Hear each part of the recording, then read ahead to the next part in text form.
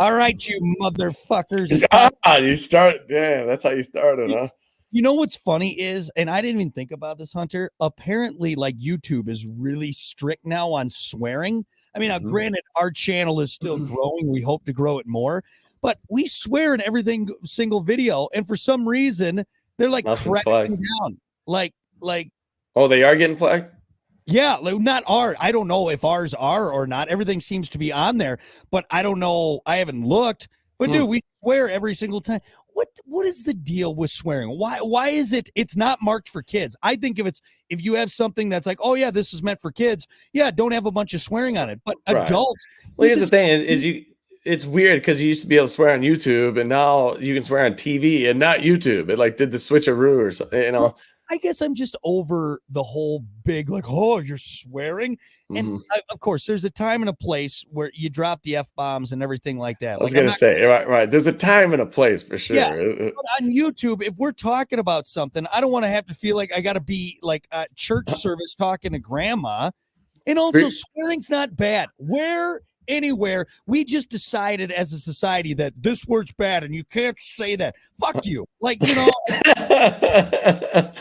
It's just how you say it, you know. It's the aggression behind it, you know. It's how you use it. I agree. It's the English language, you know. There's a time and a place. Here's another thing about, and you'll agree with me on this, is comedians. Sometimes when comedians overuse swearing, it bothers me. It takes away from the comedy.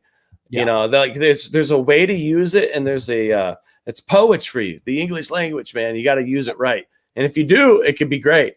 But like Ralphie May, for instance, great comedian, dude. He had great material, but man, dude, you have to drop the F-bomb like every other word, sentence. It's just like it's taken away from your comedy, man. Cat Williams is the same way. Same thing, yeah. At one point, and Kevin Hart too. Actually, I will say I really like Kevin Hart as an actor. But his stand-up, it's like he's trying too hard to be edgy and doing that same thing with Ralphie May.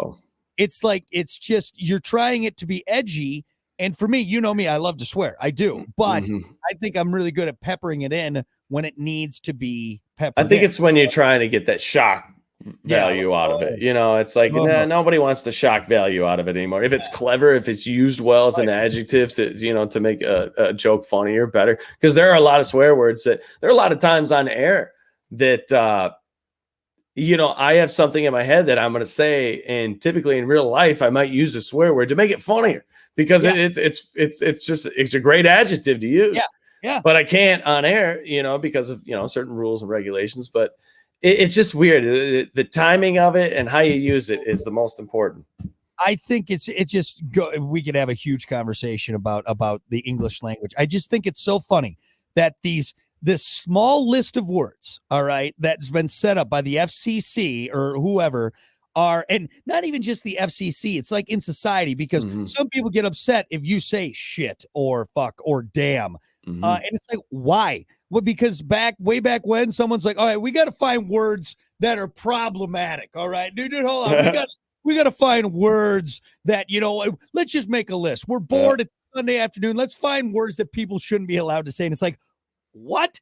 Even in movies, it changes the rating of the movie. I don't, you know what I think it was, remember back in the day, the family dinner, dude, you guys go to Sunday school, you'd have your 6 o'clock dinner, and it was just times were different when we grew up. And I think it kind of, people swore a lot back in the day. And then I think throughout the 90s, maybe I could be way off on this, but this is just me growing up. Maybe it's just because I was born in 85. Yeah. But throughout the 90s, it was like, dude, you had to go to Sunday school. We taught, don't say this, don't. And that was even through school. That was through friends. That was just society in general. I think that was like, you know, we weren't swearing a bunch around. Were we? I don't think we were. Yeah. But society now is becoming so soft, dude, that you got to be careful. You can't say things certain ways. And I don't know. It seems silly to me. It seems silly that certain words have become, you know, so appalling, you know, that it just makes. I love your stance on it. For instance, we were at a going away party. This cracks me up, dude.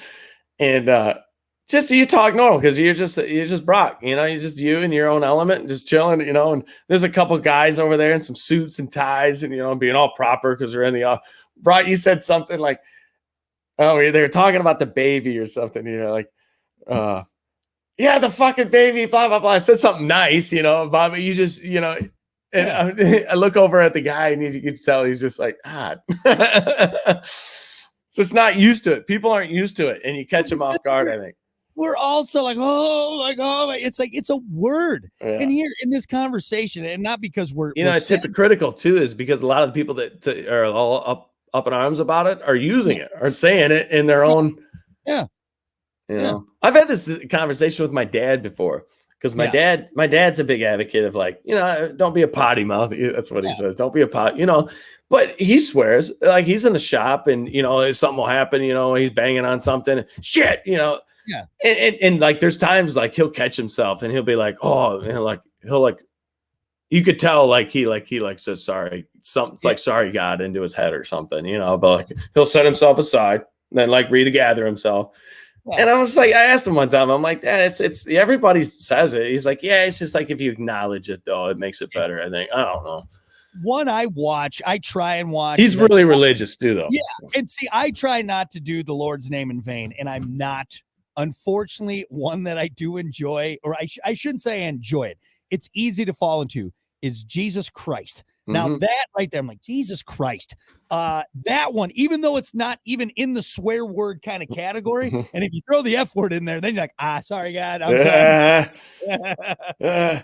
It's how you end the Christ. If it's Jesus Christ and a down, then it's bad. If it's Jesus Christ, then it's fine. Then it's okay. And it's okay. Yeah, I hate that there's certain things that have been so, and even in music now, like, this is bad for kids, blah, blah, blah. We've made it that way. Have you listened to an Eminem album? We've made it though. I think if you explain to a child, like, look, there's a time and a place for it. I don't think swearing is bad. When it's done right, I think it's one of the greatest things in the world. You can change a story and make it so much better with a proper swear word, and that's it. That's all. If it's done right. That's a key word right there. It's a key word. Me starting off the podcast going, all right, motherfuckers. Like, probably not done right. That's not done right. Not a good example. What if I say I love you, motherfuckers? That's a good one. And you know what, too? You have that brash voice behind it. That's the only. It makes it even more like Jesus. Oh, Jesus. That guy angry? I can't tell if he's angry or not. No, I'm regaling my friends with a story, and I just happen to say a few swear words throughout. Yeah. So. Yeah, that's pretty good. Yeah, I like it. That's pretty so good. Everyone knows where we stand on. And also, too, you know what I should get credit for, Hunter? I don't swear on air other than ass or damn. Dude, it's amazing you haven't slipped. If you heard this guy off air, or just out in public anywhere, you'd be like, wow, he really hasn't been contacted by the FCC. I have to be so good on air. Yeah, I don't think I'll ever get in trouble with the FCC for a swear word. It's going to be saying something like sexual, like, wet taco or something. I don't know. Dumb vocabulary, something in there. Yeah, one of those. But no, swearing, I can turn it off and on like a faucet, like a fucking faucet. All right. Anything else? I think I'm fine with that. Yeah. Zip your hoodie up. This is how you're supposed to wear it. There's buttons. No. That's about as low as I go. How low can you go? Jeez, dude. This is what we'll get flagged for. This is what they're gonna flag it for nudity in there. So. All right. Well, hey, thanks everyone for hanging out, or the one person that watches this podcast, and we'll see you next time for more Brock and Hunter in the After Show podcast.